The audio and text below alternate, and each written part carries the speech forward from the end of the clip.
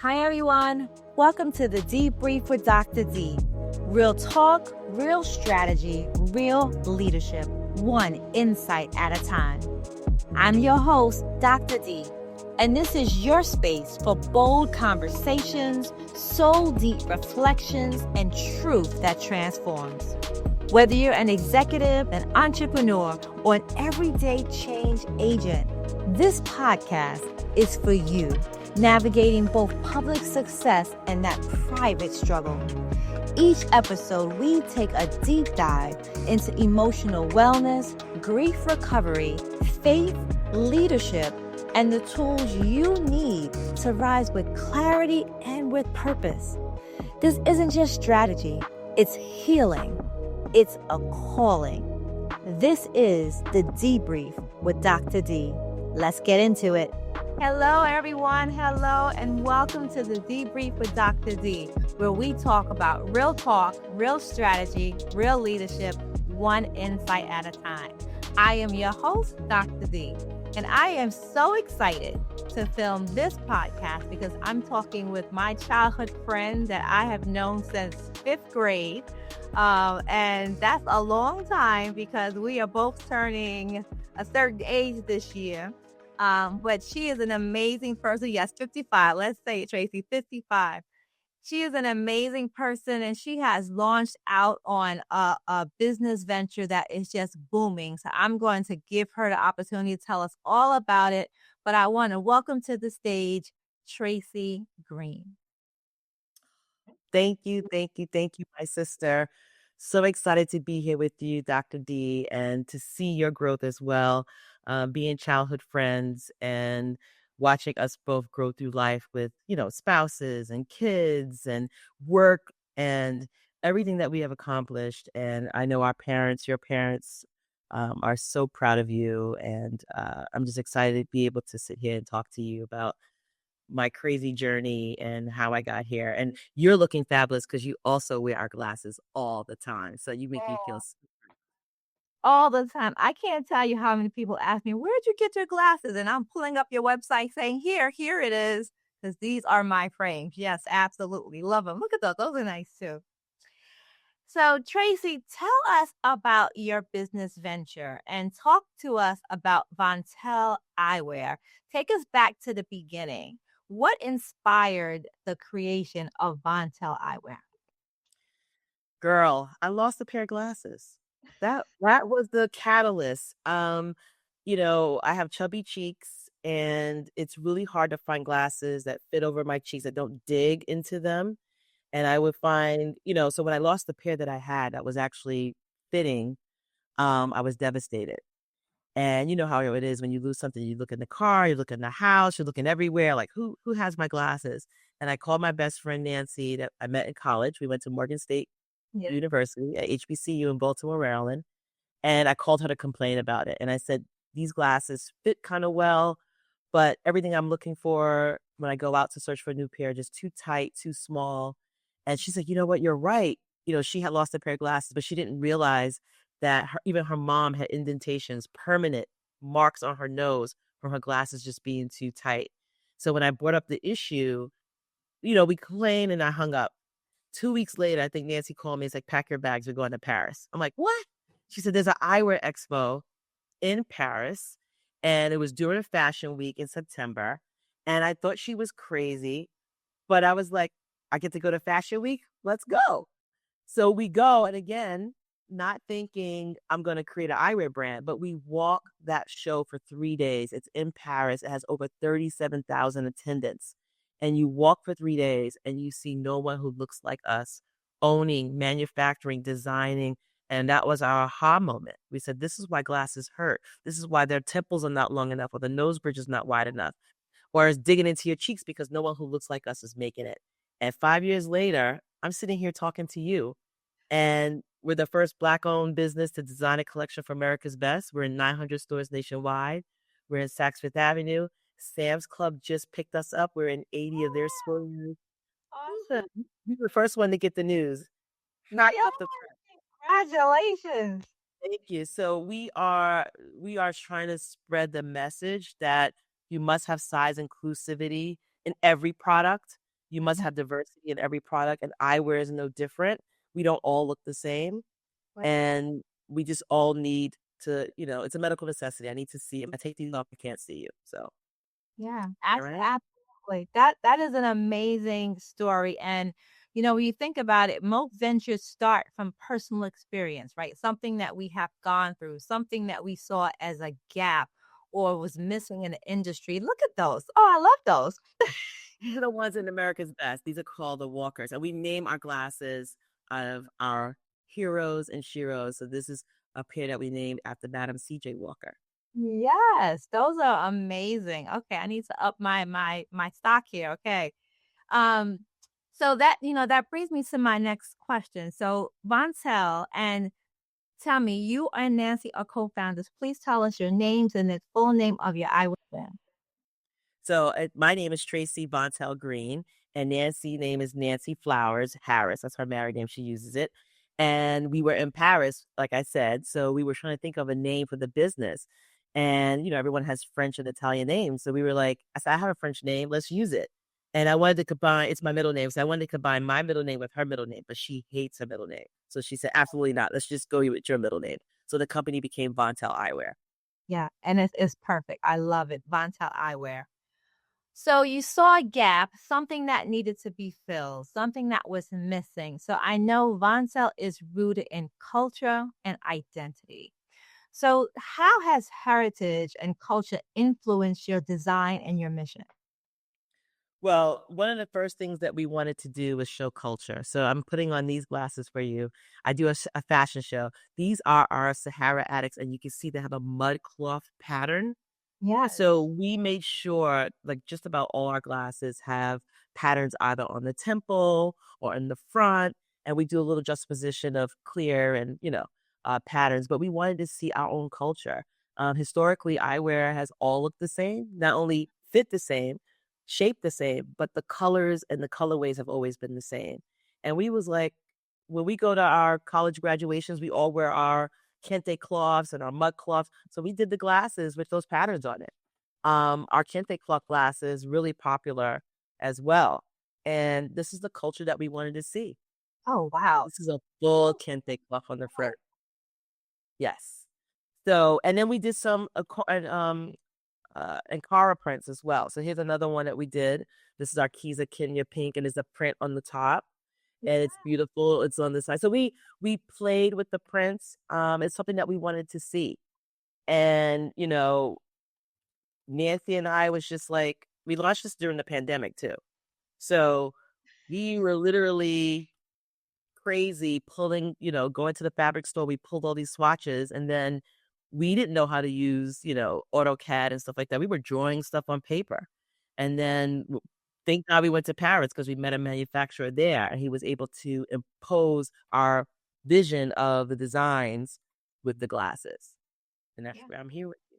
Nothing happens by accident. You were meant to be in Paris at that time for that conference to meet the people you were supposed to meet, because I mean, everything that you're showing us are just simply beautiful and so unique. Yes. Wow. And they're Wow. better fitting. I mean, I could put my fingers here and they're not digging in my cheeks. They're Exactly. very big. And Yeah. it goes all the way behind my ear. Well, I was just getting ready to point that out too. Perfect. No issues at all. They're amazing. Amazing. So you said you launched this during the pandemic. So during the pandemic, people were shut down. No one was going outside. Everyone was struggling with the unknown. So starting a fashion business is, especially eyewear, no small feat, right? And there are a lot of challenges with being an entrepreneur as a whole. So what were the biggest challenges for you all in getting Vontélle off the ground, just in general, but also during the pandemic? Well, so we went to Paris in 2019, right? September. And the world shut down the very following year, March of 2020. Yes. So life, and then in that between time, I got diagnosed with a rare form of diabetes, like December of 20, so it was like everything in 2019. So everything was just happening back to back. Nancey, because of the pandemic, her job basically laid her off. So she took it upon her. So I was still working. I was a CFO at a hospital system here in Brooklyn. So, she was a big sales exec for a big media company. But once that happened, about maybe April or May, she got laid off. So she put 100% of her effort into the brand. I was still going to work every day and trying to make sure nurses got paid and all the PPE stuff. It was crazy. Um, but by the time I would come home, she would say, "Look, we were able to do these designs. What do you think about this?" And I would make my edits, and then she'll keep going. So it was kind of like, and then the manufacturers that we met in Paris, we probably met about 10. I think half of them thought we were crazy because we were Black and we were women, and we were saying fix the sizes, and they said we can't do that. We narrowed it down to maybe 2 or 3, and then one was trying to overprice us. And me in finance, I did my research on that. It doesn't cost that much. There was right, that part. But then there was one guy who was like, "I get what you're saying, and I really want to work with you ladies," because he thought we were like the new thing. And thank God that he did. And we just basically we wanted to go visit him because he's was in China and France, but we couldn't go back outside again. So thank God for WhatsApp. We kind of showed him what we want. We emailed, we did WhatsApp meetings, and the first designs came maybe in July or August of 2020 that we put together. And to me, they were awful. They weren't crisp. The colors weren't good. I was about to give up. I said, "Nancey, we can't do it. This is horrible." And she said, "No, I'm going to push on him. He could do it." And you tell them they have to be vibrant. You have to look like the pattern was on the glasses. And then the second round came and they were perfect. And we said, "Okay, let's get a website." And one of our friends that went to college with us, his niece developed websites. So he said, "Call Kelsey." We called Kelsey. She puts the website together. And we launched our website October 2020, all with WhatsApp. We did everything over WhatsApp. Wow. Amazing. And we started out with a lot of designs, which was too much. But in hindsight, I tell anyone starting a business, start small. Me and Nancy thought we was going to break the internet. So we had like 37 designs, which is crazy. But the manufacturer worked with us and we didn't have to pay him all up front. We gave him a deposit. And we used our own money. We used our own savings. There was nobody else giving us money to do this. But we were so adamant that we needed it. Our community needed it because so many people, we would call, we would ask questions, we would email people, and they would say, "The glasses give me a headache after wearing them all day." That's because you have lymph nodes behind your ear and the glasses are pressing on it when it's too short, when the temple's too short. It's right there behind your ear. People were complaining about the lines on their noses and cheeks. So they said, "If you can give me something that I can fit and look good." And so we just kept trying. I think we just didn't give up. And that I would wind up leaving my job. In 2020, I think Dr. Fauci came out with the second variant. And he said, it was going to be really bad. And my doctor at the time said, "Your immune system is bad because I have this rare form of diabetes. I have type 1 and type 2. He said, "If you catch COVID, you can die." So that was it. My husband was like, "Just quit your job, work on that little eyewear project." I said, "Keep yourself busy. Don't bother me," because everybody was home. My son was home. He was home. We were all working from home. So he was just like, "Just keep yourself busy, but I need you here. I need you alive." Right? I gave my boss 6 months notice. December 2020, I turned 50. And on the 31st, I retired from working as a CFO. And I have not looked back. I've been doing this eyewear business full time. I did some consulting work. I went back a little bit, but I ripped the Band-Aid off and said, if you're going to be in it, if you can make money for other people, you can make money for yourself. Yeah, no, absolutely, Tracy. That is so true. I'm so glad you did not go back. I remember coming to see you when you were sick, and I was like, "Tracy, you need to take care of yourself." But it takes those defining moments for us to. Oh, I love those. I have those. It takes those defining moments. Yeah, say that. Yes.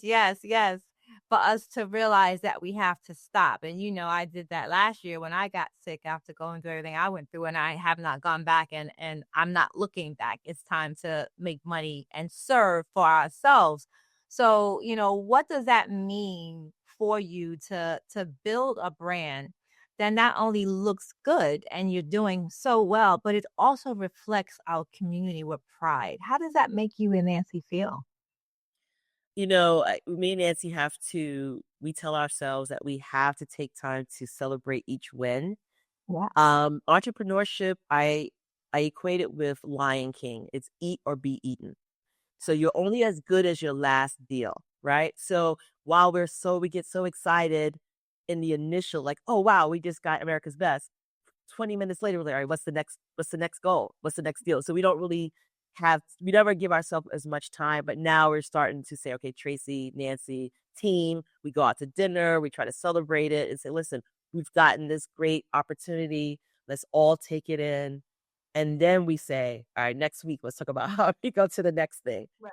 But it's really hard. It's really hard. I think when we got Forbes, when we were both this last year on the Forbes 50 over 50 2004 lifestyle list, that made us pause because that was like, oh my goodness. And you're in the room with Valerie Jarrett and Brooke Shields and, Mika Brzezinski, who puts this thing on, all these fabulous women. We took the time out then to enjoy Yeah, it. absolutely. Celebrate your success. You don't have small wins now to celebrate. You have large wins to celebrate. So celebrate that. And you touched on something that is really important. And we do have a lot of entrepreneurs and business owners that watch the podcast. So, as you were on your entrepreneur journey, I'm on my entrepreneur journey. What has surprised you most about being an entrepreneur and going on your journey, especially as a Black woman building this luxury lifestyle and space for people? What has surprised you in good ways and bad ways? The good thing is that you have a lot of support out there. We have joined every accelerator, every grant program. We apply for everything. Even if we don't win the first time, we apply again the second time, the third time. We don't give up. That's the key. You don't give up. And you don't take no for an answer. And there's so many people that do want to help you. And they will direct you. They'll help, they introduce you to this person. So we found some great colleagues. By just saying, speak it up. You got to speak up and say, hey, I'm doing this. Do you know someone? Don't be afraid to say, I don't know. I'm the first one to say, I don't know. Do you know someone who could do this? Can you help me? You got to wave the flag. So that's the good thing. The sad thing is that, Black businesses do the same thing that white businesses do. They design a product or provide a service that Mhm. someone needs in the community. But we're Right. pigeonholed because we're women, or we're pigeonholed because we're Black, or we're pigeonholed because we're older, or whatever the reason is. And I'm like, from everything from your toothpaste to your brush to this microphone to your phone, someone designed it and created it for you. That's right. And you're using it. And we've been using things for years, but now we're making things that fit us, There right? you go. For centuries, there's been glasses, but have they really fit our noses and our faces? No. So we're just making better products for our community, Hispanics, African Americans, Asians. We find a lot of ethnic backgrounds who love the fit of our glasses. But there's people out there who want to say, well, they're Black, they're not good enough. Or this can't be great because you're a woman-owned business. And that's the sad part. I remember early on, we needed a loan. We Yeah. can't survive with just our savings. And I went to meet with a banker and he goes, you don't have a proven concept. And I looked at him. I said, you're wearing glasses. What are you talking about? Right. You are wearing eyeglasses. I have a proven concept. It's a $1 billion industry. Why can't I get a loan? Because I'm a Black owned business, That's right. right? I'm doing the same thing that my white counterparts are doing. And they get loans. They get VC venture, money, back money. They get seed fund. They get everything. And they're doing the same thing I'm doing. But because we're Black, they don't want to loan us the money. So we had to apply to grants and dig and dig and dig until finally we found someone to actually give us a loan. But it took a long time at first. Yeah, yeah. But you didn't give up and you spoke up for yourself and you fought. And look what you have built. Amazing. Congratulations. Congratulations. It leads into the next part of my topic. So, on a debrief, we talk about real talk, real leadership, real strategy. So, you said you were a CFO at a hospital. You just explained how you had to use your leadership and your communication to really convince that banker or just talk to him about what he was trying to do. So, talk to us about as a leader, leading with confidence, your communication style, and your credibility. How has that shown up in your leadership style for this business? How have you utilized those skills that you have to help move the business forward? I think so Nancy and I say this all the time. We wouldn't be as far as fast as we were as we are now if we didn't have the experiences of our corporate life, right? Yeah. Nancy's a guru at sales. She worked at, big places, BT, Viacom, market. So she knows how to source, how to do the marketing. So that really helped us.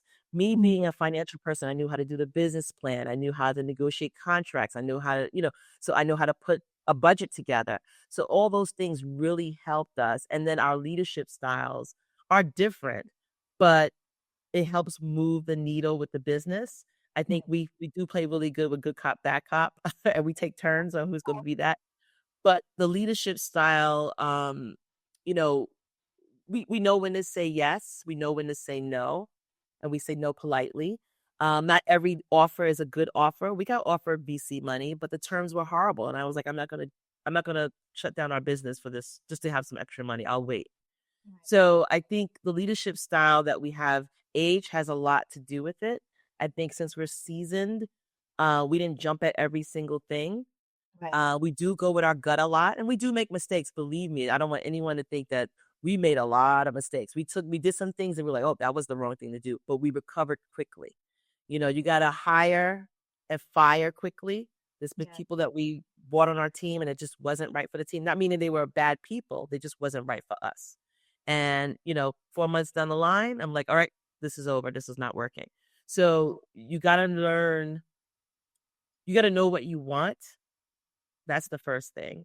You treat everyone I treat everyone the same. Kindness, respect. I don't care who you are. I'm the same person all the time. Like, You are. no, yeah. I mean, as your supervisor, as your friend, as your colleague, I'm the same person all the time. I'm always going to speak up. I'm going to hear your point of view, and then we have to decide how we move forward.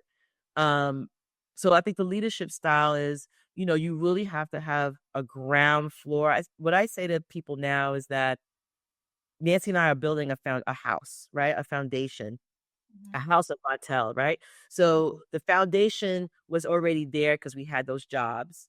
And then we started building like, a sub basement and then a concourse level, then the first floor. Then we started, all right, now we go to we realized we needed to align ourselves with the Vision Council. We couldn't do this by ourselves. So we started going to the larger events that's put on by the bigger brands, right? We have to be there. They have to see our faces.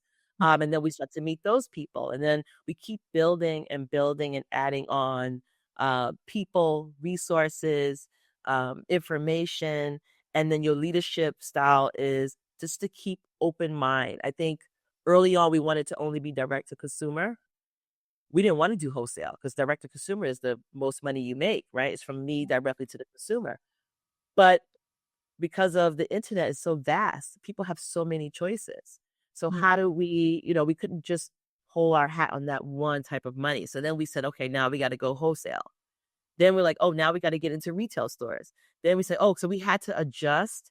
So you have to know what you want, but you have to be able to adjust and understand your industry. So you got to research. And then we realized, all right, to make money, we got to get government contracts. We just started working with Department of Education. We didn't do a that's for the kids, yeah, in the schools. So and now we're trying to get with the Army and the Navy. Like we're not stopping at just one thing because we realize in order to build the business, you got to keep going and keep adjusting.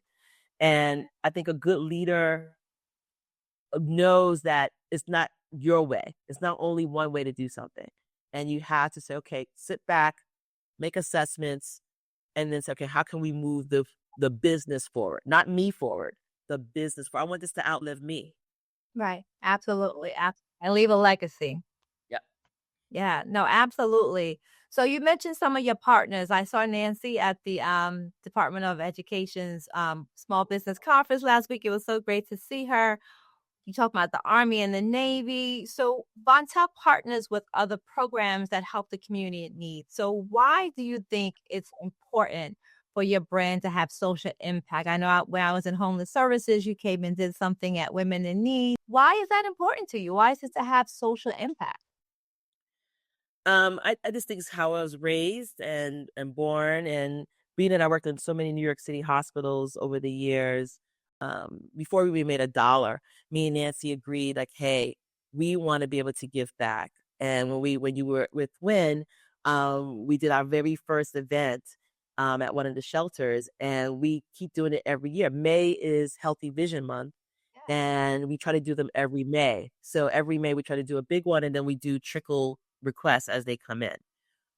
So we've been working with the team. There's been some turnover, but it's always been something that I understood is needed. And if I was down and out, and I know I need my glasses to see, and when you are shuffled from house to house or something happens to you, you just picking up whatever you could pick up and you leave.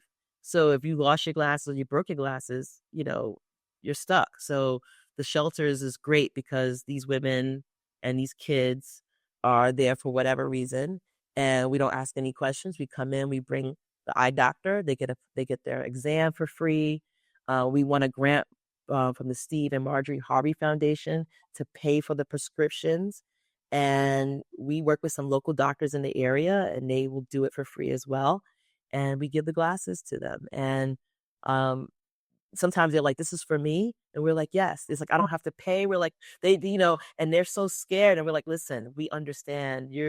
We're here to support you." And it feels good. It builds community, and when they're back on their feet, they're gonna buy Vontélle. They're gonna tell their friends about Vontélle. They will It's like remember. Vontélle, they will remember, and so that's important to us. Yeah, yeah, no, that's important, and you're helping people during their greatest time of need when they need that support. So, how have you stayed grounded? So, in times of uncertainty, when things get difficult and challenging, you talked about the challenges of being a business owner, being an entrepreneur. What has kept you grounded in your faith during those times and those seasons of uncertainty for you? Um, when I got really sick, I think that was my time of understanding that all you have to do is have faith. I went into diabetic coma, basically, on a trip in Colombia, Cartagena. I'm in another country. I got sick. I went into like I was out. Um, but God, I feel like God puts you um in situations that you can overcome, right? It gives you the faith to say, I can do this, I can move forward. And that was my lowest of low. So after that, and then working in a hospital and seeing so many people pass away from COVID, Yeah. and you realize that life is just so precious. And we all gonna go at some point, right? It's just that it's the when and the how that we don't know. So I just basically picked myself up and said, all right, Tracy, what's the worst thing that can happen? Go for this business. The worst thing that can happen is you die, right? But at least you tried. And I think every time something happens that we don't get our way or something doesn't, pan out, we said, okay, that wasn't right for us. That wasn't for us, Right. right? That was for someone else. Because we realized, you know, even though this happened to me, but it was meant for me to kind of, if this didn't happen, I don't think I would have left my job if I didn't get the diabetes and stuff like that, because I would have stuff kept working.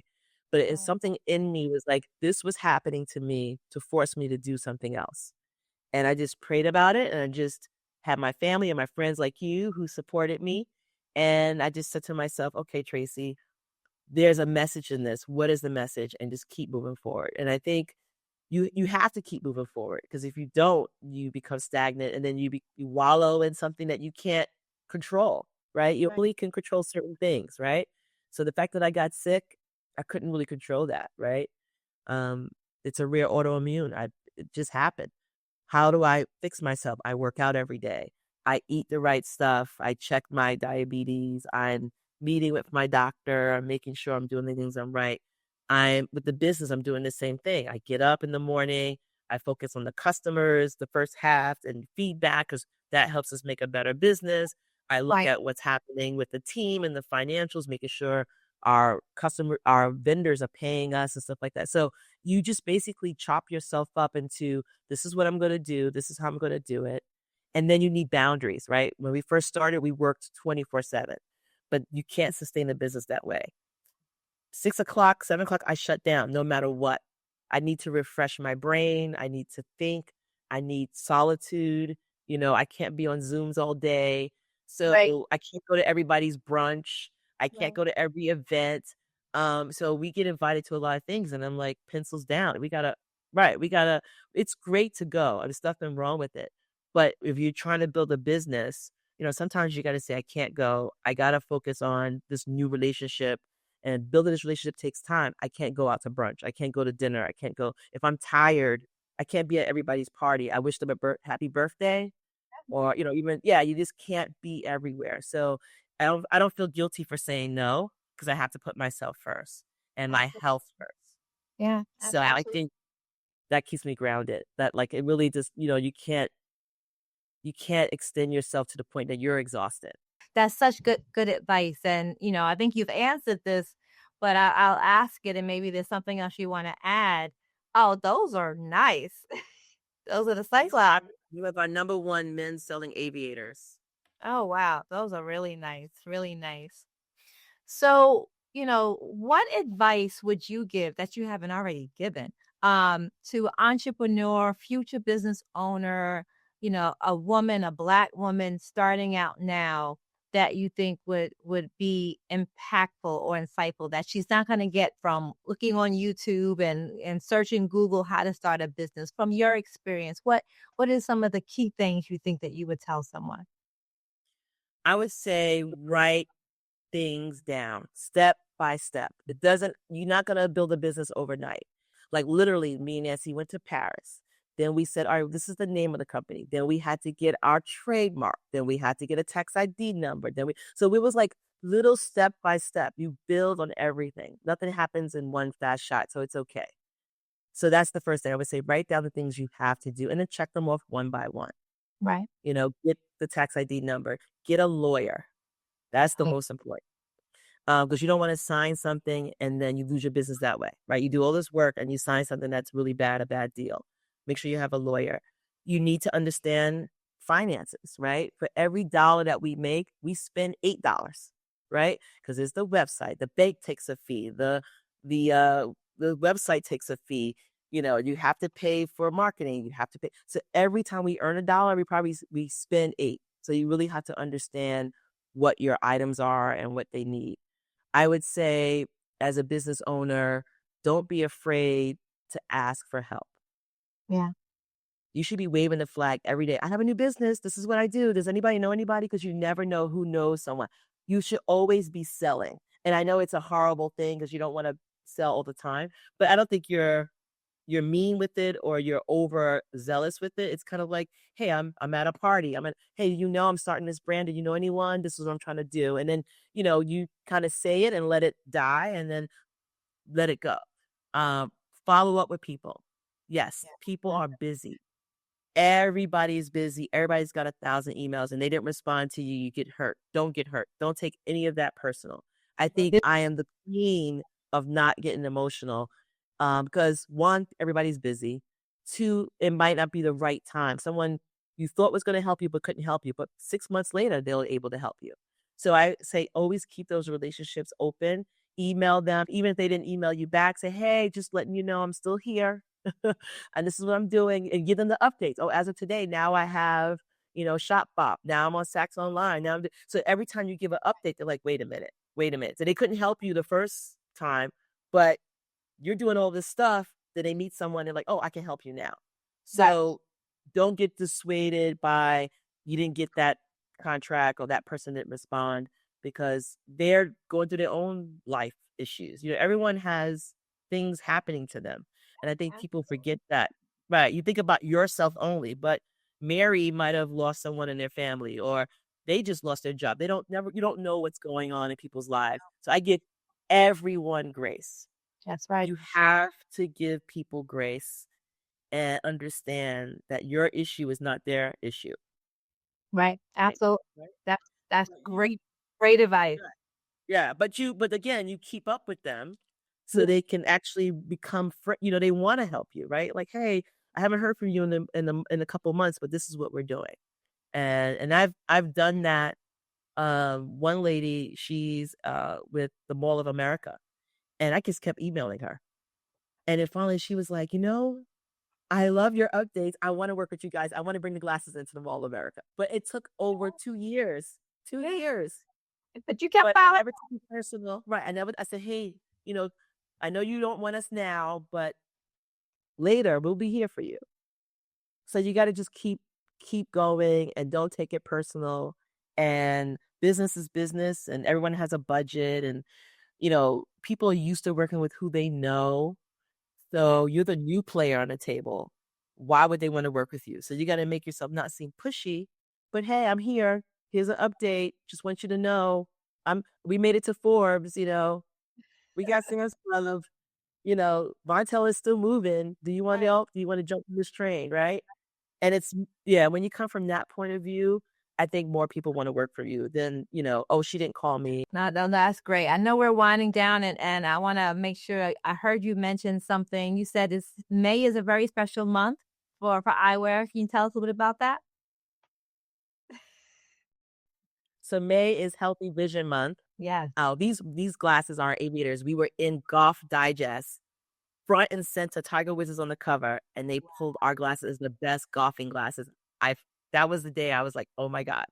So yes, May is Healthy Vision Month, along with all the other Mental Health Awareness Month, and I think mental health and anxiety awareness as well. And what we try to do is partner with WIN and some of the other places and doctors to just basically tell everyone, get your annual exam, right?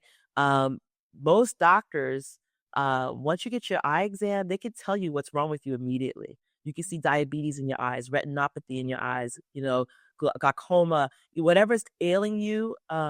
Unfortunately, it is, they say the eyes are the window to your soul. It is. That's one of the first places where you could be detected that something's wrong medically. And your eye doctor would say, and now you need to go see a specialist, right? So behind your eye is really important. And we want people to get their eye appointments annually and make sure they're up to date, because that could be a sign to show you to fix something else down the line. So it's important just to do that. And especially for kids, I think, kids, they don't want to say they need glasses, but you need it to succeed. And if you catch something early, especially with a kid, some things could be rectified immediately. They can have surgery or, anything that needs to be done. It could be, they're younger, they heal faster. So even your kids, not just yourself as an adult, take your kids to the eye doctor annually. You never know what you find. And today, with all the kids on the screens and all that stuff, their eyes are having eye fatigue, and they're having a lot of other issues that people don't realize. So definitely I say we hope in May, when we talk about vision health, that all these things come together and people start to realize that, let me just go get my eyes checked. Let me just go take care of my health, right? Right. No, that's awesome. And that's so important. Tracy, this has been such an amazing conversation. Thank you so much for coming on the Dee-Brief with Dr. D. I'm so proud of you, my childhood friend. You and Nancey are you making it happen. You are doing amazing things. Please celebrate your wins, big and small. But I am so excited for your journey. Any final words you want to leave with our guests?